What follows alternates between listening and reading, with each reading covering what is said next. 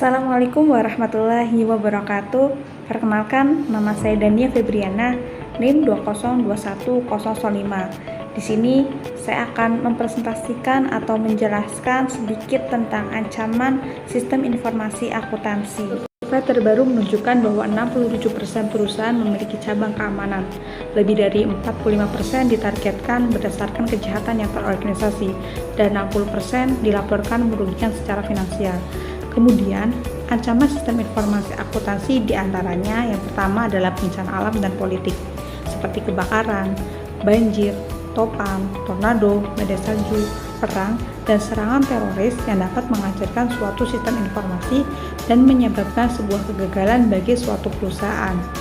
Misalnya yang terjadi di World atau serangan di World Trade Center di New York City dan Federal Building di Oklahoma, di mana menghancurkan dan merusak semua sistem dalam bangunan tersebut. Kemudian yang kedua adalah kesalahan perangkat lunak seperti buntuan sistem operasi, kegagalan perangkat keras, pemadaman listrik dan fluktuasi, dan kesalahan transmisi data yang tidak. Lebih dari 50 juta orang di Northwest ditinggalkan tanpa daya ketika sistem pengendalian industri sebagian dari jaringan listrik yang gagal. Beberapa area benar-benar tanpa daya selama 4 hari. Dan kerusakan yang dihasilkan mendekati 10 juta. Kemudian yang ketiga ada tindakan yang tidak disengaja, yaitu tindakan karena kecerobohan manusia, kegagalan untuk mengikuti prosedur yang telah ditetapkan, dan personil yang kurang dilatih dan diawasi dengan baik. Misalnya, pemrograman bank salah menghitung bunga untuk setiap bulan dan menggunakan 30 hari. Dan sebuah kesalahan yang ditemukan lebih dari 100.000 kelebihan bunga yang dibayarkan.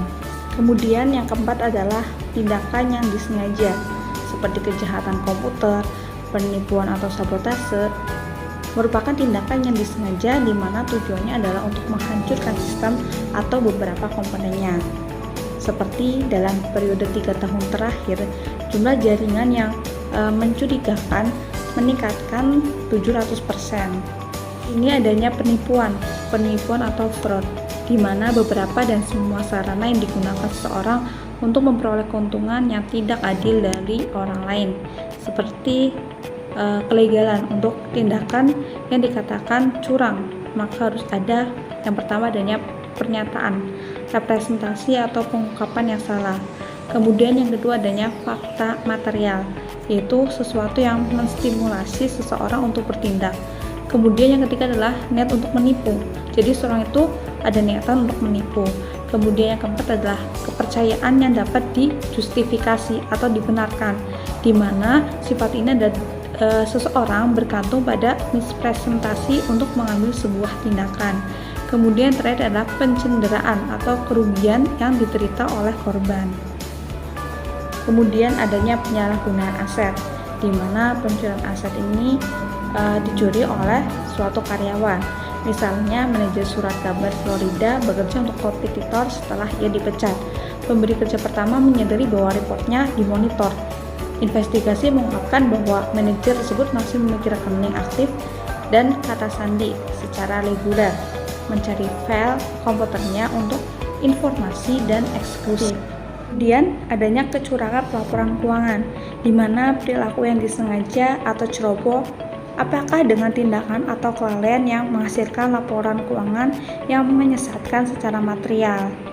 Dalam SAS nomor 99, tanggung jawab auditor untuk mendeteksi sebuah penipuan atau Statement on Auditing Standards SAS nomor 99 yang efektif pada Desember 2002. SAS yang 99 ini mensyaratkan auditor untuk yang pertama memahami sebuah penipuan, kemudian mendiskusikan sebuah resiko, salah saji kecurangan yang material, kemudian ketiga memperoleh informasi, yang keempat mengidentifikasi, kemudian melakukan penilaian, kemudian melakukan respon resiko, kemudian mengevaluasi hasil pengujian audit, mereka mendokumentasikan dan mengomunikasikan temuan yang ada. Kemudian menggabungkan fokus sebuah teknologi. Adanya ancaman ini kita bertanya-tanya, siapa yang melakukan, kemudian kenapa. Ternyata adanya seketika penipuan, di mana segitiga ini adalah kesempatan dan cara pandang kriminal yang memungkinkan mereka melakukan penipuan. Di antaranya, yang pertama adalah tekanan. Tekanan ini adalah dorongan atau motivasi seseorang untuk melakukan sebuah penipuan. Misalnya, melakukan judi. Hal ini bisa melakukan atau dilakukan karena adanya sebuah tekanan dalam bekerja, seperti kinerja yang tidak diakui oleh perusahaan. Segitiga yang kedua adalah kesempatan, di mana kondisi atau situasi yang memungkinkan seseorang atau suatu organisasi untuk melakukan dan menyembunyikan tindakan yang tidak jujur dan mengubahnya menjadi keuntungan pribadi, seperti mengonversikan pencurian atau presentasi untuk melakukan keuntungan secara personal. Yang ketiga adalah rasionalisasi, di mana alasan yang digunakan para pelaku penipuan untuk membenarkan perilaku ilegal mereka. Misalnya, rasional yang paling sering tercakup adalah saya hanya meminjam, kita hanya meminjam, dan saya akan membayar kembali pinjaman saya. Bagaimana mencegah dan mendeteksi sebuah penipuan dan penyalahgunaan? Yang pertama, membuat penipuan agar tidak terjadi dengan apa? Dengan menciptakan budaya organisasi yang integritas dan komitmen untuk nilai etis dan kompetensi. Kemudian yang kedua, meningkatkan kesulitan dalam melakukan penipuan. Dengan apa?